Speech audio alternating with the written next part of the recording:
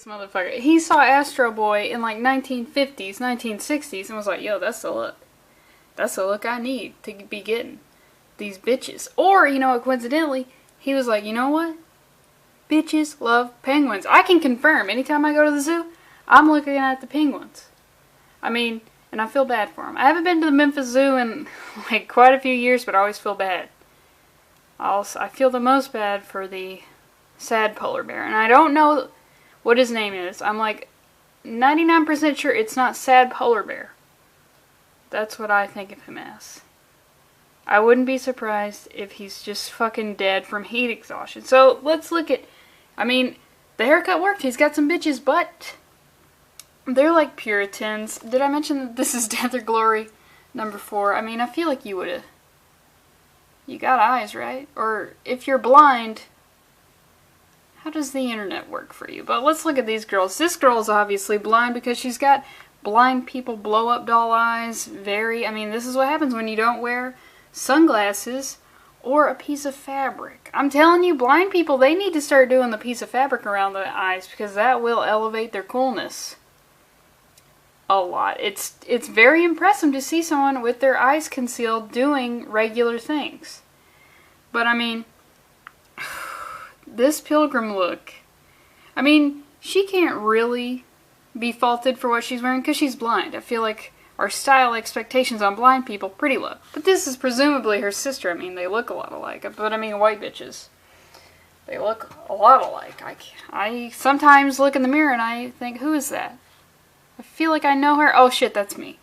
But I mean, as far as Quaker, Pilgrim, early 1800s goes, these are probably the flyest pilgrims of all time. I mean, with the front corset, it's still the bonnet. The bonnet's a tough sell. So, I mean, if you want these types of ladies, gotta get that Astro Boy haircut. I'm just trying to educate you fools. So, let's get into this. I'll skip the first page, but if you remember, you probably don't, but we've got Glory. She's infiltrated this butcher shop where some Oregon black market stuff's going on. She's rescuing a little girl. She's trying to get some cash. She's trying to help Paolo get his relatives who are trapped in there, but they're currently being chased by a blind lady, which seems like it'd be very easy to escape that, but you know what? Maybe blind people deserve a little bit more credit. So, that's what this is me trying to get over my prejudice of blind people. I mean, I love Ray Charles. So, is he the only cool? Stevie Wonder as well. And then I'm out. I'm done. Daredevil, Matt Murdock. So we see, you know what, she can hear. She can hear so much. I mean, look at it. She's so good at hearing, her eyes are just fucking propped open like they got toothpicks. That's how good she is at hearing. But she's like, look, it's just you now, little Mexican girl, and you will save so many lives. But look at this. She's got a butcher's knife, and it's got blood on it. You can't say anything positive while holding a butcher's knife. You could tell me that I just won $1 million, but if you got a butcher's knife in your hand, I didn't hear a goddamn word you said because my eyes are trained on this butcher knife right here. Even if you're a butcher, you can't be sharing good news while holding that thing. It's not a good look. It's just, it's very scary. I mean, a meat cleaver, which is the worst way of referring to this item? Is it meat cleaver or butcher's knife? I feel like I probably also have some prejudices against butchers, especially now that butchers are like a hipster occupation. It's like, ugh, fucking come the fuck on. I want a machine to cut the meat, and then I don't eat a lot of meat, so. But I would rather have a Japanese machine doing it as opposed to a guy with a twirly mustache who has mustache wax in his back pocket and he's trying to get that like chewing tobacco ring. That's a style where I'm from. To get a lightened denim ring around your pants. It's very stupid, but I'm just saying hipsters will be trying to do that with their mustache wax. Even more stupid. At least with the chewing tobacco, there's an element of tobacco there, and therefore it's a little bit cooler. I love smoking, but I never would do it. So, we see, you know, these bodies are going into a furnace, into a crematorium a little bit, and because you gotta get, I mean, they're basically organ cases, and you get the organs, you don't need them. And so she's finally found this girl. I mean, she's probably crying. So what the fuck? Close eyes. Just because you're blind doesn't mean you can't speak properly. You know, but I don't know. If you have a blind kid, do you even, like, bother to teach them anything? Because it's like, you'll never be able to see the world the way it is. And then your kid's like, is that a metaphor? And they're like, no. There's so much beauty in the world and you won't be able to see it. So why would I even teach you proper grammar? I've informed all your teachers to also not teach you properly. So, of course, Glory, she's not going to leave a little kid behind, even though she's not that great at being a criminal. But she's trying. I mean, that's more than I can say. I haven't even tried to be a criminal yet. I'm working up to it. But she just straight up Goldberg spears this puritanical bitch, and she hooks her clothing on this meat hook that's going to be sending her into the furnace. I'm just saying you could have gotten her in the solar plexus. You could have basically killed this bitch. I mean, she's not good. Anytime anyone is wearing some old-timey clothes in current or future-timey, it's not good. It's not fucking good. You go to Renaissance fairs, they're so... Oh, God, those people. Think of how... Because they're even further back than pilgrims. Think of just the debauchery they're getting up to. I'm pretty sure everyone, all the women working in a Renaissance fair, they're sex slaves. Straight up. There's some shit going down. But this lady, this pilgrim is caught on the hook. She's going towards the furnace. And if you've forgotten about this guy from the first issue, I think he was in the last issue, but the guy who uses liquid nitrogen as a weapon, still don't know how he carries that literally on his person, because that would feel like that would freeze parts of your body. Then you got hypothermia. Then, you know, you got to deal, not hypothermia, frostbite. Then you, probably some hypothermia, a little bit of hypothermia mixed in there when you got something that cold pressed up against your body.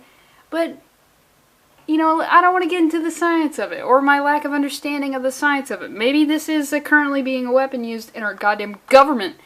Doesn't want to inform the people about it. So he's on their tail because, Glory got in his way for getting that money, and you know what, this guy, he's fucking crazy. He's fucking crazy. And also, Paolo is there. We see the Astro Man talking about some Mexicans could be getting their shipment of organs. A lot of crime stuff going on here. And then also the coloring. The coloring in this is just fucking great. So we see he finally gets to the room where Glory and the kid are. He blasts him with the liquid nitrogen. And then Glory, she's shoving the dead bodies at him. You know what? Don't forget.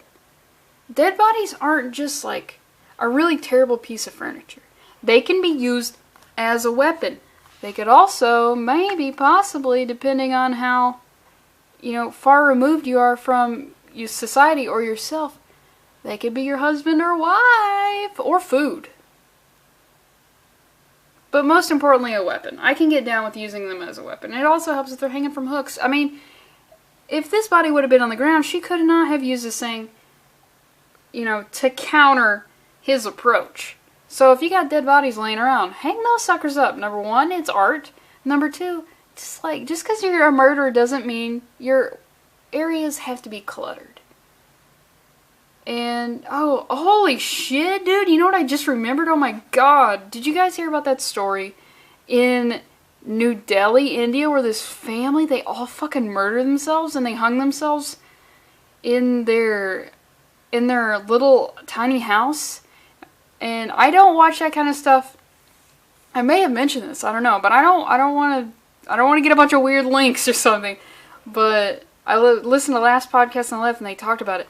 And they mentioned there's a video of it, and I was like, fuck, I gotta see what this is. Let me tell you, great use of space, very small like a house. 11 people are in there, they're all fucking hanging from the ceiling. And it was only one story. If it was 2-story, that'd be a little bit more impressive, but still, and you know what, I told my friend about it. It's like when Burger King or McDonald's had playgrounds, I guess they still do, but they had these really thick plastic just things hanging down and you had to push through them. I don't know, it was fun, but it was like that, but with Indian corpses. That just reminded me, dude, what the, who writes this? Remender, maybe he's a little bit of a freak, but yeah. Wow, lost my total track of thought because I remembered that I watched that video. Holy shit, that video was fucking wild.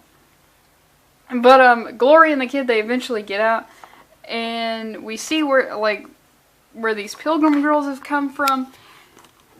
The girl, she's chasing her. I hope that's not the blind one, because she's not going to be able to pop off a shot. We see these two girls, they're running. We see this linear ass. I mean, this linear ass compared. And then you have, like, I know that this probably isn't a cell phone holster, but this is the world we live in, and that's what I associate with it. You can't have a linear ass and then a linear, flat line accessory like that. Do some squats. And we see how the Astro Man, hooked up with these Quaker ladies. He just comes out of the fucking bushes, which, like, Charlie? Is that too dated of a racist stereotype? He comes out of the trees like fucking Charlie. They're in the trees, man. You can't see him. He stabs this guy, and he's like, it's safe now. I have room in my own family for you. Slam the brakes on that one. Anyone who talks about bringing you into their family, get the fuck away from them. See, that's why I can't go to jail. I sometimes watch those prison shows. The male prison ones, far better. A lot more cool shit's going down. A lot more rape. But every once in a while they do an episode on, like, female prisons, which is just like, yeah, they killed their husbands. They killed their kids. It was self-defense every time.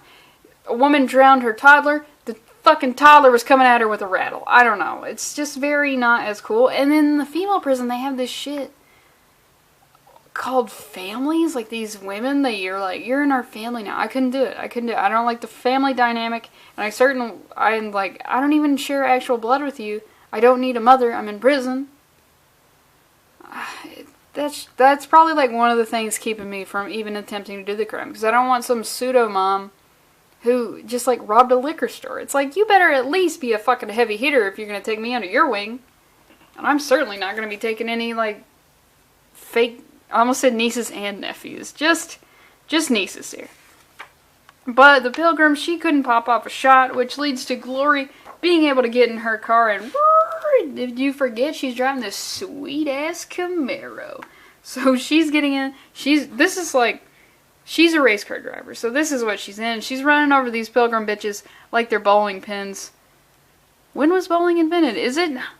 Was there a chance that some Pilgrims at Plymouth Rock, they were setting up bowling pins and, like, they found a smooth rock, and then that's how they pass the time, because I didn't know what the fuck they were going to do. I mean, the British are obviously going to be coming at some point, but let's just play a game.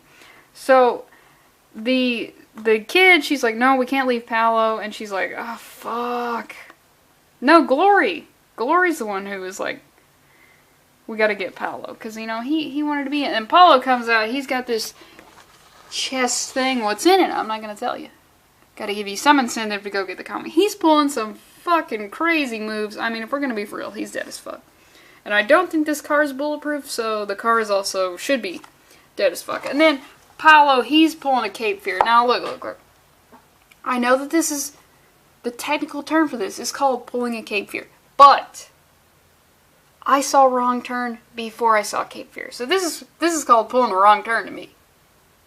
So, and I know that was the wrong order. First of all, I probably should have never have seen Wrong Turn, and I definitely should have seen Cape Fear before Wrong Turn, but, you know, somehow shit, life's funny. Life's funny that way. So we get these, like, this cool double-page spread. I feel like the coloring in this shit is the best. And we see the cops are also on their trail. Her ex-husband, or current husband, finds out that Glory is the one who initially robbed him, so he's like, whoa. And then they start heading towards Reno, and then when you think shit can... All the while, remember, Paolo, he's under this thing. Keep in mind, his grip strength is fucking crazy.